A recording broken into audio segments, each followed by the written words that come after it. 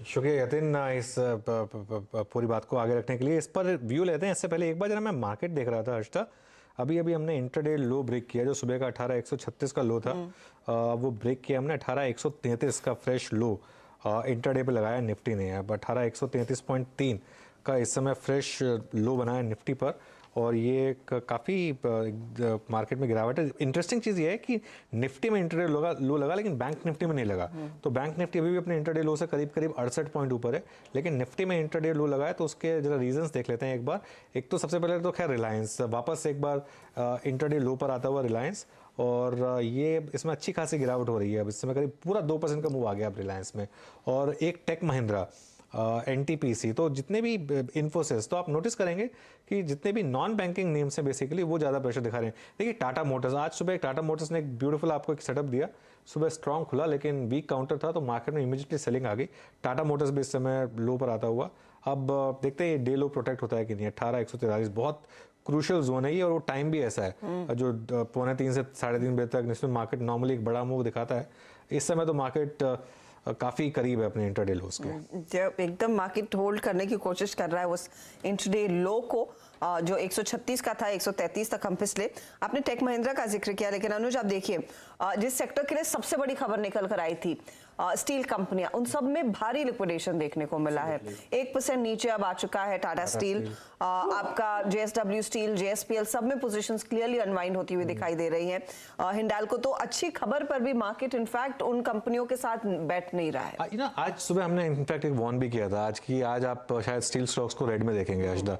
और एक चीज जो क्लियरली उसका एक रीजन मैंने एक्सप्लेन किया था मैं कि मेरे एक गुरु ने कहा था कि जब भी मार्केट में कोई अच्छी खबर आए तो आप पहले लेफ्ट हैंड साइड का चार्ट देखिए और फिर सोचिए कि क्या मार्केट ऑलरेडी उस खबर के बारे में जानता था। तो निफ्टी मेटल्स का अगर आप चार्ट देखेंगे पिछले 1 महीने का और 3 महीने का, तो कुछ बचा नहीं था इस खबर पर रिएक्ट करने के लिए। ऑलरेडी ऑलमोस्ट हाईस पर ट्रेड कर रहे थे। और यहाँ पर एक और इशू है, जब ये ड्यूटी लगी थी उस समय एक्सपोर्ट मार्केट की वैल्यू थी, क्योंकि उस समय एक्सपोर्ट पे आपको जबरदस्त प्रीमियम मिलता है। आज की डेट में अगर आप आज की डेट में कोई एक्सपोर्ट करेगा ही नहीं, क्योंकि आपको डोमेस्टिक मार्केट में ज्यादा प्राइस मिल रहा है। तो इस खबर पे चलने का मतलब नहीं था। हाँ, स्टॉक्स चल सकते हैं अगर मेटल साइकिल वापस, और ये अगर ये मेटल साइकिल इंटैक्ट होती है खबर आज की और 2-3 दिन की गिरावट के बाद फिर चलेंगे। लेकिन इशू है चाइना का। चाइना में अगर स्लो डाउन है उसकी वजह से क्रूड नीचे आ रहा है, तो उसकी वजह से मेटल्स भी नीचे आएंगे। तो ये आज की खबर तो प्योर, और मार्केट में कुछ कॉन्सेप्ट होते हैं जो हमेशा एज ओल्ड से ट्रू रहे हैं। उनमें सबसे बड़ा है buy on rumour and sell on news. आज जो है buy on rumour sell on news सही में वो साबित होता हुआ दिखाई दिया है। चलिए, ये पूरा पॉकेट जहां पर वीकनेस, लेकिन टेक्नोलॉजी काउंटर्स में कमजोरी बढ़ती हुई। टेक महिंद्रा तो कमजोर हुआ ही है, एचसीएल टेक में भी दबाव बढ़ता हुआ, अब 0.5% नीचे ये काउंटर। इन्फोसिस कमजोर है ही। हमारे साथ गौरव बिस्सा भी जुड़ गए। गौरव, इनफैक्ट टेक्नोलॉजी काउंटर्स पर पहले आपकी राय।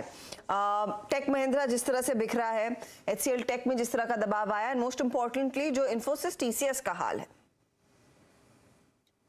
Good afternoon. देखिए, ओवरऑल स्ट्रक्चर देखा जाए तो काफी बढ़िया स्ट्रक्चर है आईटी स्पेस का, बट अगर आप देखें काफी स्ट्रॉन्ग आउट परफॉर्मेंस हमको 1-1.25 महीने 1.5 महीने में देखने मिला है।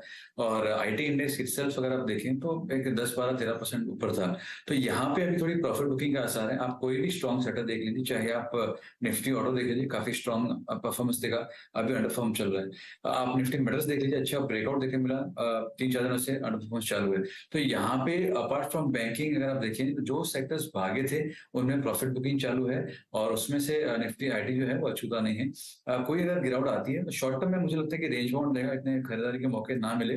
बट अगर किसी का नजरिया 1-1.5 साल या 2 साल का है तो आईटी स्पेस काफी इंटरेस्टिंग, काफी स्ट्रॉन्ग लग रहा है। और कोई गिरावट अगर गिरावट देखने मिलती है तो 2 साल के नजरिए का किसी का है तो बिल्कुल बाय कर सकते हैं।